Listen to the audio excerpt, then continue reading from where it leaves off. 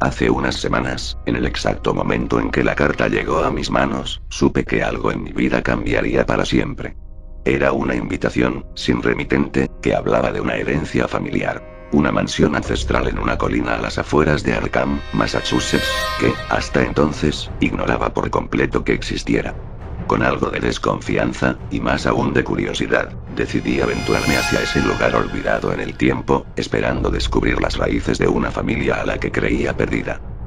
El viaje fue arduo. La niebla rodeaba la colina como una mortaja fría, filtrándose en el aire con un espesor que se sentía vivo. La mansión me esperaba al final de un camino tortuoso, con su estructura retorcida y ennegrecida como si hubiera estado ardiendo de manera lenta y constante durante siglos. No se parecía a ninguna casa que hubiera visto antes. Tenía una disposición geométrica imposible, con ángulos que parecían desvanecerse y reaparecer, y ventanas que parecían ojos observadores y siniestros.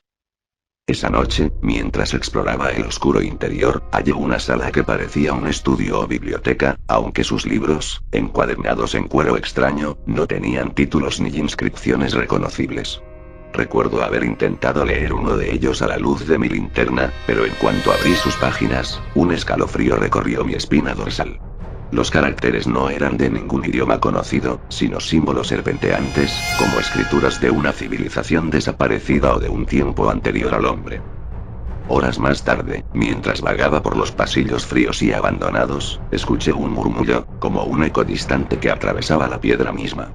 Seguí el sonido, mis pasos resonando en el vacío, hasta una puerta oculta al fondo de un pasillo que no recordaba haber visto antes. La abrí con un estremecimiento de anticipación y horror. Me encontré en una sala circular, en cuyo centro había un pozo profundo y oscuro. Un olor nauseabundo, casi antinatural, emanaba de sus entrañas. Era un hedor tan denso y abominable que me hizo retroceder, pero algo en mi mente, una urgencia, un impulso ajeno me impulsó a asomarme y observar. En el fondo, moviéndose entre las sombras, pude distinguir algo indescriptible. Su forma era inhumana, una amalgama de tentáculos y extremidades que retorcían la realidad misma. Su piel relucía como si fuera hecha de una sustancia viscosa y cambiante, y sus ojos, demasiado numerosos para contar, me observaron desde las profundidades del pozo. Sentí que la locura rozaba mi mente en ese instante. Aquella cosa, aquel ente, no era de este mundo. Era algo ancestral, algo prohibido que había existido mucho antes de que la humanidad pisara la Tierra. Mis piernas temblaron, y la fría certeza de que aquel ser esperaba mi llegada me inundó de un terror indescriptible. Comprendí entonces, con un horror glacial, que la casa no era una mansión cualquiera, sino un templo, una prisión para esa criatura inmortal. Mi linterna parpadeó, y en el último destello de luz, vi que la cosa comenzaba a moverse hacia la superficie, como si mi presencia hubiera roto un antiguo sello. Desperté horas después en el suelo, sin recordar cómo había logrado salir de la mansión. La niebla seguía envolviendo la colina, densa y sombría, y sentí una presión en mi pecho como si algo dentro de mí estuviera tratando de escapar. Mientras caminaba tambaleándome hacia la carretera, me di cuenta de que la criatura en el pozo no estaba confinada a la casa. Algo había escapado de esa mansión conmigo y ahora se alojaba en lo más profundo de mi mente.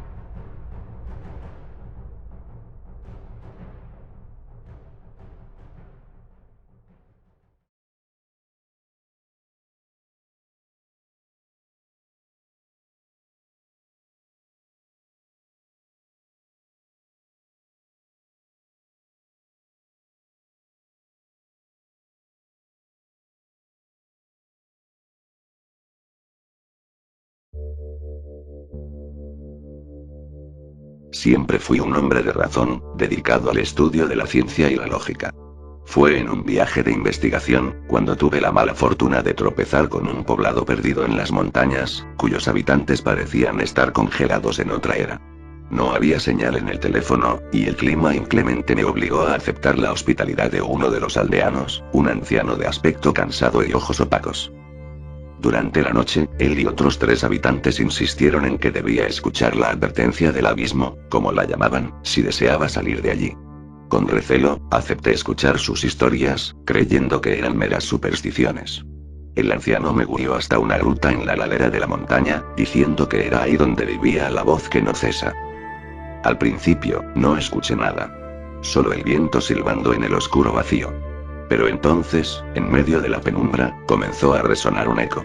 No eran palabras, pero el sonido tenía un tono casi inteligible, como un lamento antinatural que susurraba desde las profundidades. Mi curiosidad me llevó a adentrarme más en la gruta, sintiendo una atracción inexplicable, un impulso como si algo estuviera llamándome. El eco se volvió más fuerte y sentí que su resonancia vibraba en mis huesos. De pronto, me encontré ante un precipicio dentro de la cueva. Me asomé, sosteniendo una antorcha, y observé lo imposible. Un abismo sin fondo, cuyas paredes estaban cubiertas de símbolos antiguos que parecían latir, vivos de algún modo inhumano. La roca tenía una textura fluida, y en ciertos puntos parecía ser translúcida, como si aquel vacío no estuviera hecho de materiales de nuestro mundo. Fue entonces cuando vi algo. Un par de ojos surgieron de la penumbra, colosales y brillantes, mirándome fijamente.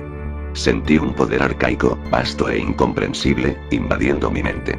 La cosa empezó a murmurar en un idioma que no reconocía, pero que, de alguna manera, comprendí.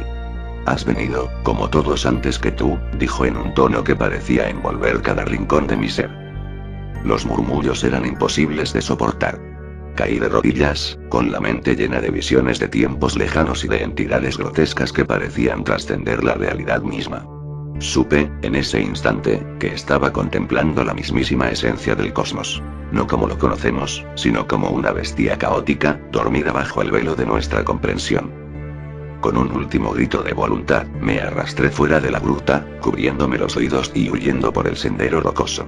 La criatura no me siguió, pero el eco había quedado dentro de mí. Desde entonces, cada noche, escucho ese susurro oscuro en los confines de mi mente, como si el abismo mismo me estuviera llamando. Y cada día me resulta más difícil no obedecer. Sé que, tarde o temprano, volveré a esa ruta, sin remedio, en busca de respuestas o, quizás, de algo peor.